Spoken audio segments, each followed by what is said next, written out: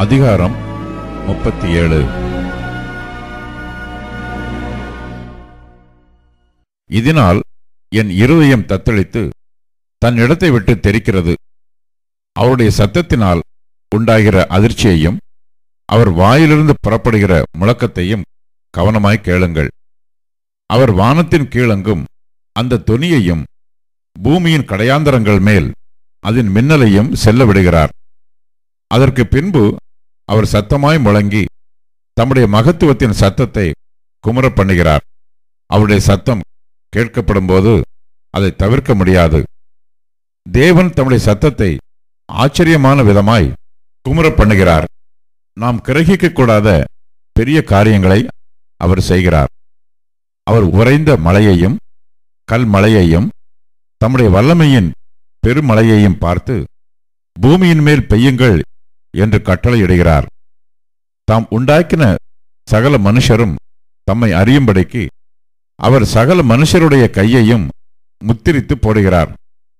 அப்பொழுது காட்டு மிருகங்கள் தங்கள் குகைகளில் புகுந்து தங்கள் கெபிகளில் தங்கும். தெற்கே இருந்து சூறாவளியும் வடகாற்றினால் குளிரும் வரும். தம்முடைய சுவாசத்தினால் தேவன் குளிரை கொடுக்கிறார். அப்பொழுது ஜலத்தின் மேற்பரப்பானது உறைந்து போம். அவர் நீர்த்துளிகளை மேகத்தில் ஏற்றி மின்னலினால் மேகத்தை சிதறப் பண்ணுகிறார்.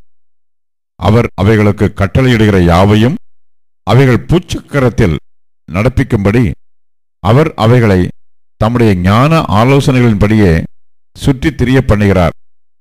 ஒன்றில் தண்டனையாகவும் ஒன்றில் தம்முடைய பூமிக்கு உபயோகமாகவும் ஒன்றில் கிருபையாகவும் அவைகளை வரப்பண்ணுகிறார். யோபே, இதற்கு செவிகொடும். தரித்து நின்று தேவனுடைய ஆச்சரியமான கிரியைகளை தியானித்து பாரும். தேவன் அவைகளை திட்டம் பண்ணி தம்முடைய மேகத்தின் மின்னலை பிரகாசிக்க பண்ணும் விதத்தை அறிவீரோ?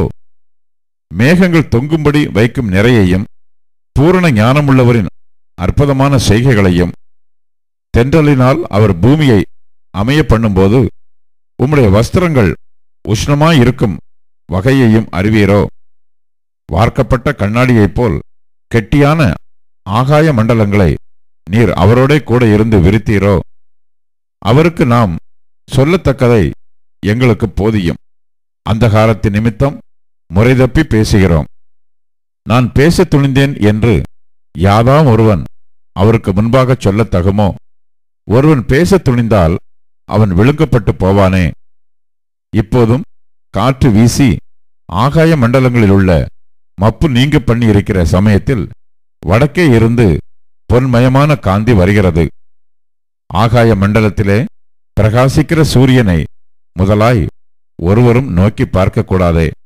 தேவனிடத்திலோ பயங்கரமான மகத்துவம் உண்டு. சர்வ வல்லவரை நாம் கண்டுபிடிக்கக்கூடாது. அவர் வல்லமையிலும் நியாயத்திலும் பெருத்தவர். அவர் மகா நீதிபரர். அவர் ஒடுக்க மாட்டார். ஆகையால் மனுஷர் அவருக்கு பயப்பட வேண்டும். தங்கள் எண்ணத்தில் ஞானிகளாயிருக்கிற எவர்களையும் அவர் மதிக்க மாட்டார் என்றான்.